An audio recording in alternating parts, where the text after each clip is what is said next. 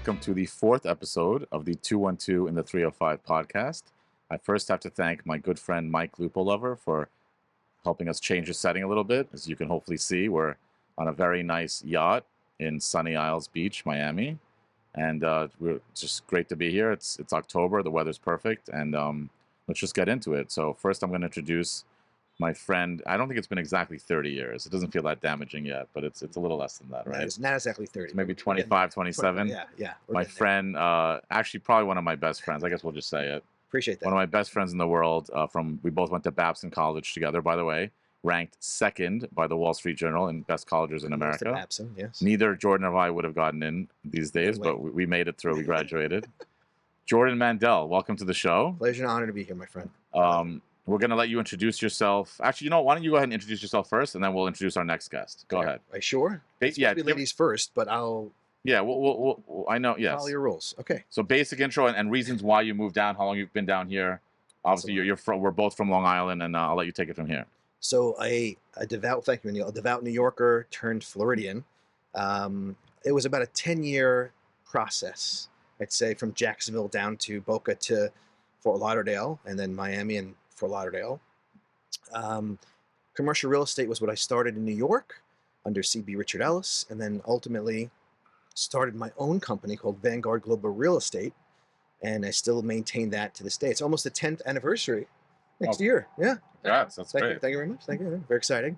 And Florida was always a love. It was a place my family came to. My grandfather was here playing tennis during the winter, so we visited. And it just became a destination for my entire family. But I spent more and more time and started developing relationships that became business opportunities.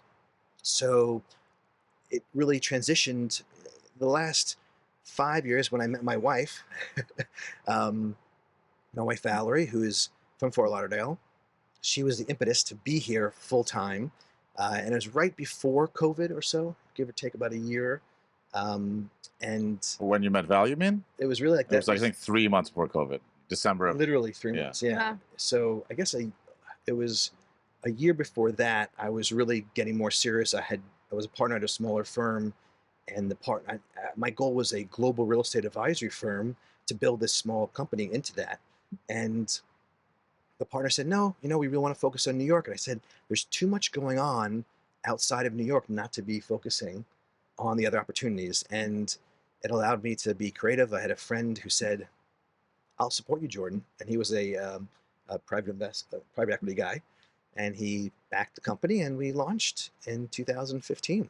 So I was able to branch to Florida and partner with firms like Jones Lang LaSalle and other larger corporate advisory shops to help advise my relationships.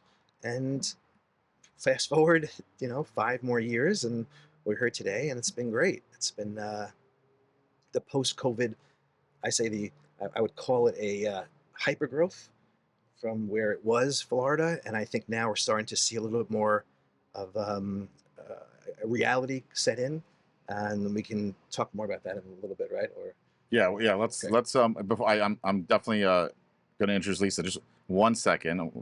She's very patient. Very patient. And I do want to be able to turn my head to the left. So, Right, why don't we, because Lisa's primarily in Miami, before we bring her on and let her take over the show, just talk about where New York stands now, because obviously it's changed a lot since COVID. It's unfortunate. You moved down, I moved down. Of course, we both go back there a lot and run our certain amount of our businesses from there, and we both have a lot of family and friends there. But why don't we talk a little about New York, and then we'll bring Lisa in when we get more into South Florida. So New York, obviously, still very active. My client base is there, and unfortunately, COVID did such a horrible, I call it destruction to the businesses that are there. Still, there's recovery, but we were at a 4 to 10% vacancy rate, give or take, depending upon timing.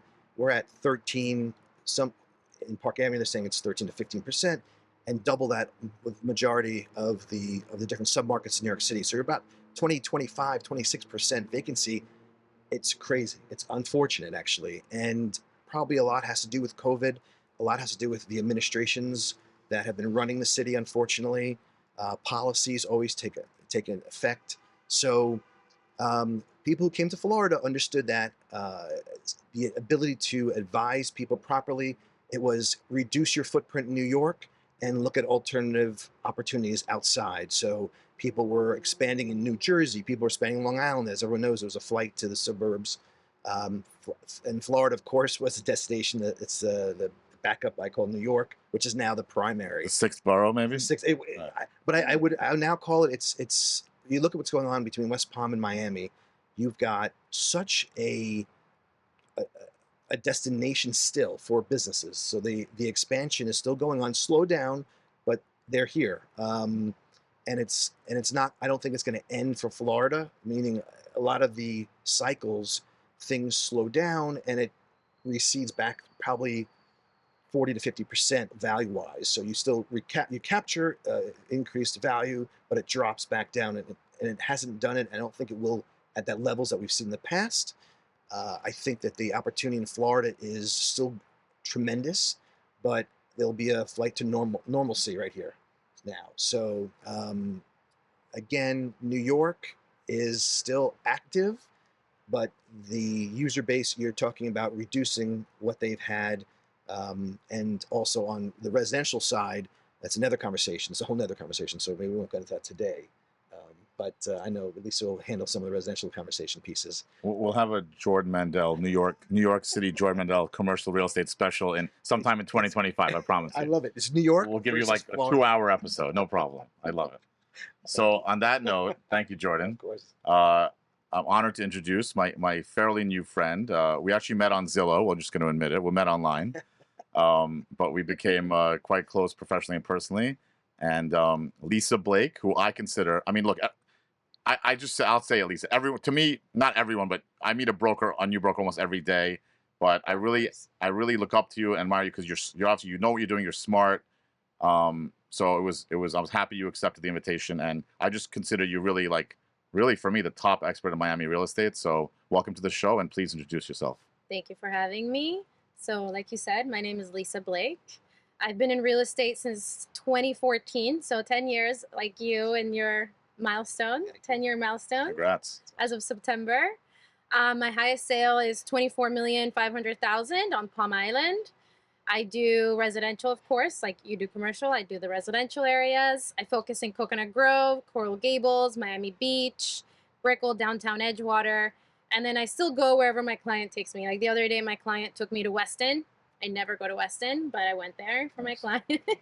But so I mostly focus in the other areas I mentioned. But if a client needs to go to Sunny Isles, Weston, etc., I will go where they want me to go. But yeah, my first sale was actually $1.2 million in Coconut Grove. My very first sale in 2014 for a beautiful home actually over there. And it is crazy how the market has changed, obviously, since I started. It's been such a huge, huge difference, especially like you said, COVID changed everything. I knew that Miami was going to be where it is now, but I didn't anticipate the acceleration. You know, and it was like, oh, in 10 years, it's going to be like where it is now. But then boom, COVID happened, and then here we are. So yeah, I am the broker of Villazzo. I have a team of 4 agents, and we love what we do every single day. Right. So let's get right into some maybe some non-real estate stuff for a minute. We'll jump around a little bit. So Lisa, what are your favorite, your favorite hotels, restaurants, bars? Name 3-4 places in Miami that you, I mean, obviously we know about, we both recently joined a club called The Moore, which I think we're both enjoying very much. Love it. The Moore Club in the Design District. But what are your other favorite spots to hang out at in Miami? So in terms of, so I don't drink, I think you know that. So I don't drink alcohol. Okay. So it doesn't really I don't base it off of those kind of things. I base it more off of like food and environment. And the Four Seasons and Surf Club, I love that place. I think that's one of my favorite restaurants in Miami. I think the environment, the vibe, the old school, everything about it, I just really like it. And the food, I don't know if you've been. It's excellent. I don't think so. You should totally try it. Well, there's 2 restaurants. There's one called the Lido, kind of like the standard. Okay. And there's another one called the Surf Club. That's the one to go to. Okay. North to south. Have you been there, Jordan? No, actually. Oh, you haven't. Yeah, Okay. I was just saying. Both of you guys need to the go. old school vibe of like Runway 84. That sounds like that type. By the way, I love that place in Fort Lauderdale. That's so. Have you been there? No, I haven't been Great there. Italian spot. But go ahead. Yeah. No, the last time we were there, we saw Dan Marino, which is always fun cool. to do. Like Nice. You got Miami guys coming north. Right. Makes sense. Oh, yeah. So it's that good. But yeah, and the Four Seasons opened up in Fort Lauderdale, and it also great environment. There's a couple good restaurants in that one some too, right? Great, Yeah, great yeah. spots at Oh, I Force. haven't It's checked just that one out. Trulux just opened. There's so much that's going on in the Las Olas area. Yeah. But yeah, I mean, look, Miami. It's just an hour ride sometimes from Fort Lauderdale. It Yeah, depends. on where sometimes less. No, I get it. Yeah. Now, I'm really happy I started my Florida journey in Las Olas. I am. I really, That's right. I really have made lifelong friends. I was kind of close to you, I got 10 minutes from your house. Probably a loved little it. too close, closer than you wanted. Yeah, I know. He's a great babysitter, by the way. Thank you yeah, very much. yeah. Thank you for Your that. son still loves you, right? Yes, I hope so. We have a lot of fun times ahead of us. Me and Hudson Mandel. Absolutely. He's not even 2 yet. No, he's already being my wingman. Yeah. He'll be on the next podcast. Yeah. Yeah. Oh, for sure. He's got a lot to say. So yeah. So okay. Since we already jumped into Fort Lauderdale, before we go back to Lisa, what are your other favorite spots besides Runway 84? You know my favorite thing as a New Yorker is pizza. Okay. So I'll mention it that Joe's did obviously open up their location in Wynwood, Joe's in Wynwood, yeah. which is to me. So the question is New York versus Miami, right? However, Joe's and H&H Bagels and all these kind of go-tos in New York are here now, and that was my conversation piece with this podcast. Is you've got everyone coming south, and you've got the services, and these restaurants need to be here, and they knew it. So you've got the pastis coming and growing. You've got Cipriani opening up the Bellini brand in West Palm. You've got a major food group coming down doing a whole push. They're going to take over Nikki Beach. And, yeah, that's right. And Boca Raton, which is the hotel. Right, they manage all the F&B at the Boca Raton. So you've got a lot happening that people are mostly aware of. I think down here it's been great, and a lot of those New Yorkers are now enjoying that. And it's not just New Yorkers. We've got, aside from the Canadians, we've got the Californians, we've got the Chicago. We got a lot of people that came down that are now and talking to that COVID push. All the beautiful hotels. I mean, I don't know if the video will get it all, but the Porsche Tower, the Ritzes, the Four Seasons, all these hotels. Oh, we can actually see those from here, can't right? we? Yeah, we'll point those out later. You Yeah, know, got a lot 'cause I want to of know which one the port. Yeah, so many. I'm sure Lisa knows. Yeah, it's of course. amazing. Right. So that is the skyline says it all. When you look at downtown Miami, you got Brickell. I have clients that were the most diehard New York guys that call me now, literally helping to advise them what areas to go to in Miami. And it's Brickell. It's and they go and they say, oh my God, it's Little New York. That's the nickname now. And these are finance guys that. But better than New York. But by the way, I'm saying. I mean, you're not going to get a disagreement from. We're all we're all 30s now. So. I'll stay impartial because a lot of my clients are saying, okay, we understand why you're here, but you know, it's that love of New York, the bagels and the pizza, but now they're all here. So I guess there's really no push. You think the bagels have matched the pizza? I feel like there's a lot of good pizza options, and I want to ask Lisa her favorite. But for bagels, have matched it. So the strategy. I'm not a big bagel guy, but shipping all the products. The dough in the water. Is that really shipping, true? Like I think it was Rich's Italian Ice or Ralph's was Italian Ice. So they're shipping down. Okay. Frozen. It's amazing, and it's. So it's really It's really the water, the New York water. It is so crazy to say. It's the water. It's a big thing. Your favorite pizza place? Do you eat pizza, Lisa? I eat pizza, but I feel like I don't really have a favorite. I want Top to try 2 or 3 in Joe's, Miami? Mr. One. Oh, Mr. One. That's like a Yes, I like classic. that place. My mom loves that place. Yeah. Yes. So I would say that's like the one that comes to mind. Okay. Louis Bassi, by the way, if you ask me my favorite environment, Pretty good. is Louis Bassi. I love that. Those guys haven't gone south yet, have they? No. Not south of Fort Lauderdale. Not They yet. have like Delray, Boca West, Delray, Boca, Fort Lauderdale, maybe West Palm, but not Miami yet. Absolutely. It Okay. will be, I'm sure. So, Yeah. You know, you've been to Louis Bassi's? Have you heard of it? Fort Lauderdale, right? It's a nice Yeah, it's on restaurant. Las Olas. Yeah, it's an I've Italian been there, spot. I've been Yeah, there. cool It was spot. really nice. It seems to be always packed every time I go. Yeah, no, it's a great pizza, pasta. But I didn't try their Wine pizza, bar. so I guess I missed out. Oh yeah, gosh, nothing's bad there. Really? Yeah. I'm a pizza. So I have to get that next time. But it's like Pura Vida, by the way. So it's the opposite. Pura Vida grew crazy down here. Yeah. And now they're opening, the goal is about 20 locations in New York. Wow. So it'll be very interesting to see that push. I don't know if you know that Pura Vida opened in Fisher Island. No, I didn't. Oh wow. That's when you know you've made it. Wow. Yeah. Like he's totally made it. That's really interesting. Yeah. I know he's crushing it. Oh yeah. Yeah, 100% crushing it. But it's interesting that, okay, so you have the Pura Vidas, they're both, and now between New York and Florida, and now you've got, but then Hillstone or Houston's, which is obviously everyone goes there, loves it. They had locations in Florida and New York as well. So you think about the brands that really know they need to be down here, and they're in New York. So it's that quality food level was here. So I was walking by the Hillstone at 54th and 3rd with my daughters in New York last week. Yeah, and Kyla, I mentioned your name, Kyla. Sorry, I may get dinged for that, but Kyla did create the logo for the podcast, by the way. Wonderful, by the way. She pointed down there. She's like, "Oh, everything's still there." So she looked through we were just walking to get her like a McFlurry from McDonald's, by the way, after our meal at Kiyakaku. But she's like, "Oh, look, Daddy, all the furniture, all the tables. No, they haven't touched it yet. They literally left overnight, and everything's still there. Wow. So you never know. Maybe it'll come back." Yeah, exactly. People are hoping. There we go. Yeah, that was a classic spot right there, 54th and 3rd. That's so crazy. So why don't we get into any, and of course we don't ask you to mention names at all, but a interesting, funny story about one of your clients who moved or from New York, like some kind of New York Miami connection. I'm sure you have a bunch. I have a lot yeah. of clients that moved. So you don't have to New get too York. specific, but I mean, nothing funny. Just it was interesting seeing like their face when I showed them places for the first time when they're first looking, because they're like, "What? I can get so much more here." Like it's just like you can see their brain like calculating everything. Like right. I have light. I have a really big space. I have like a beautiful view. I have all of these things, amenities too. A washer dryer, yeah, a parking spot. I have a washer dryer. I have a parking spot. Yep. Amenities with a pool, with a gym. They're like, what have I been doing my whole life in New York? It's kind of like they were questioning their existence.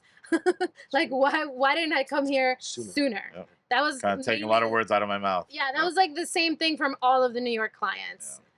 They were just like in awe of like, wow, my lifestyle is going to be so much better here, and I don't know why I never came. Well, I'm not. I mean, literally took the words out of my mouth. They weren't here. What really has happened is the service line and the industry really have grown because of the COVID push. So that helps everyone in saying, "Oh my God, I can get the bagels here now. I can get those. It's the little things that really do matter." And it's now officially kind of all right. Florida's it's on the map. And there's so many new restaurants that keep popping up. Like every day, my friend sends me another restaurant. I'm like, I can't keep up with all the restaurants, but it's great because we have so much good food now. Like you said, so many options, and everything is packed. Like before COVID, you could go anywhere you wanted on a Friday, Saturday, barely needed a reservation. Now, no, you have to have a reservation, so that's a little bit annoying. But other than that, it's nice to see the boom and the options. So many options. Really developed. Absolutely. So before look, we want to wrap it up fairly soon because we're all busy professionals, things to do. But before we start to get to the conclusion part, which is how people can get in touch with you and your teams, and if they want to know more about commercial real estate or residential.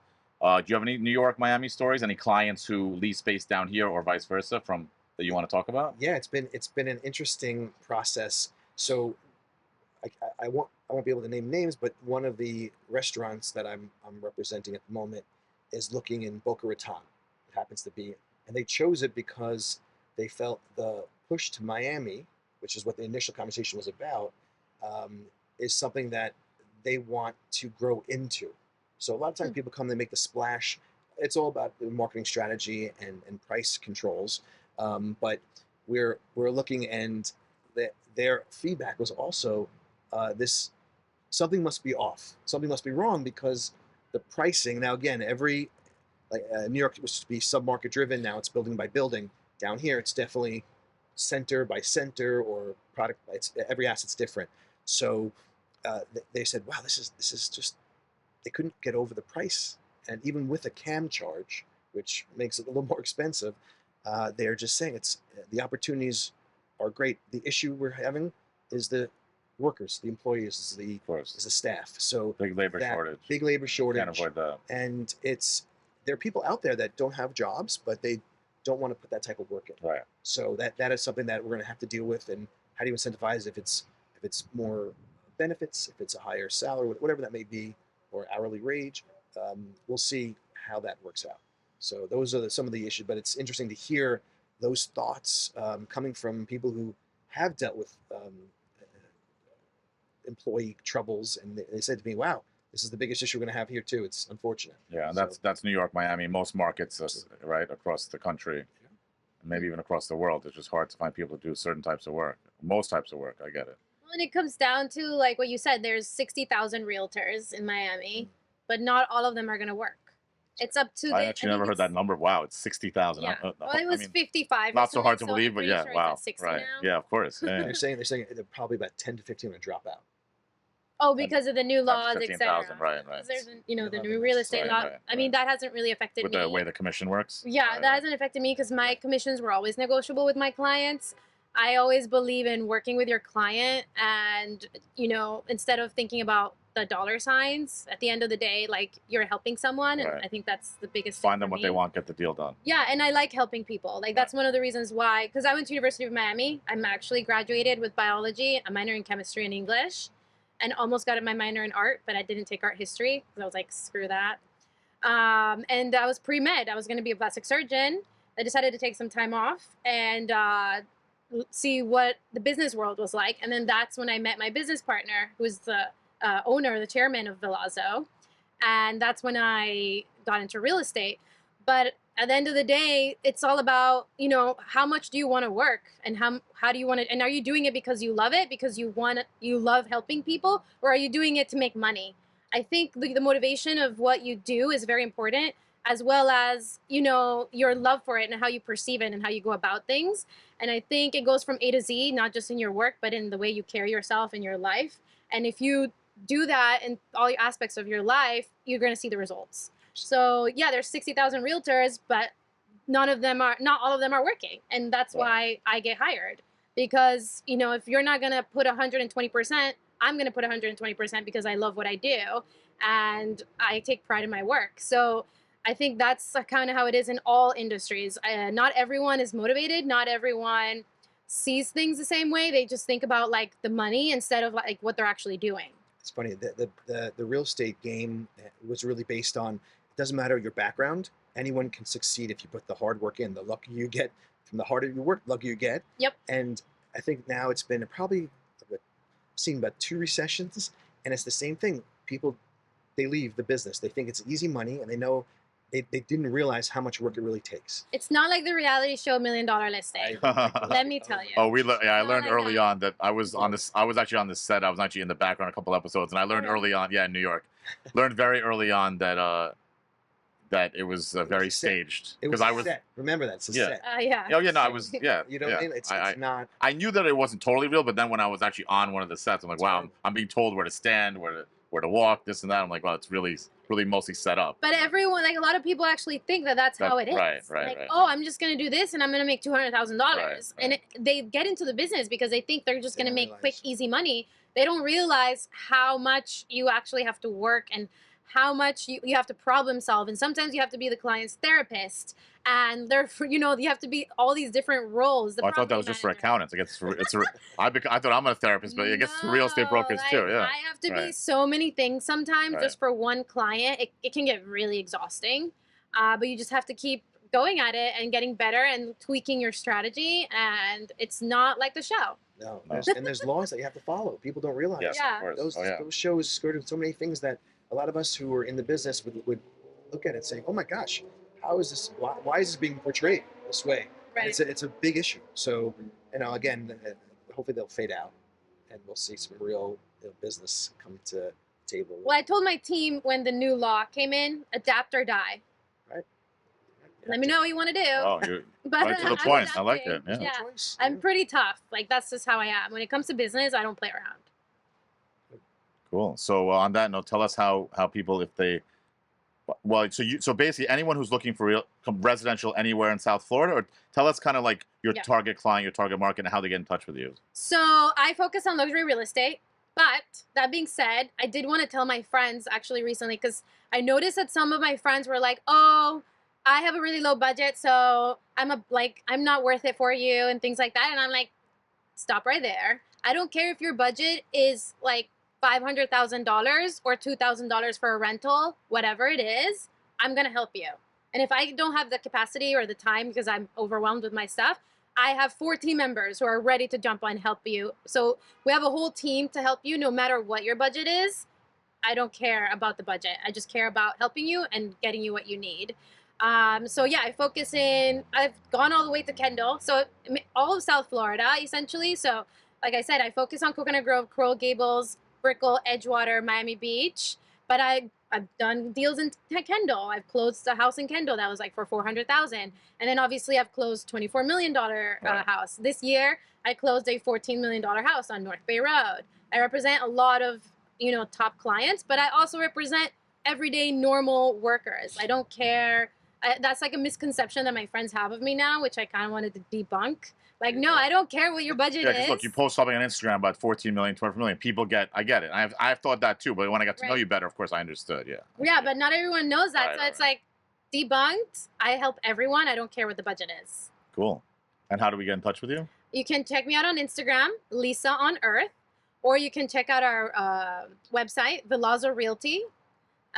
.com, and you can find my information there, or just shoot me a DM on Instagram, whatever you want.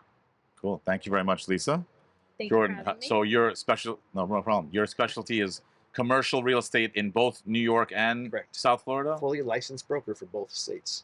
So it's been, if people need to get us, feel free. Easiest way is probably go to www.vanguardglobalrealty.com and just reach out to us through the website. It's always easier. I know social media, but you got to navigate through some of that noise. And we're here. We're really advisors. So we like to refer out if it's any type of real estate. If it's residential, we refer. If it's any type of even accounting needs, we like to reach out to those who are able to advise. So it's important that when we look at the role of advisor, we are those people. And that's what we've been doing. So if it's a 50,000 foot sublease that we have right now in Boca, or a 10,000 foot transaction we just closed in the Bronx in New York, we're here. And or any need that may arise, don't hesitate to reach out. We're happy to help. Thanks, Jordan. Thanks, Lisa. Thank you, and you. Thank you. Thank you very much for watching. And our next episode will most probably be filmed from, I guess, our former home, Jordan and I, former home, New York City, and probably a little focus on real estate, some other cool things there. So thank you very much.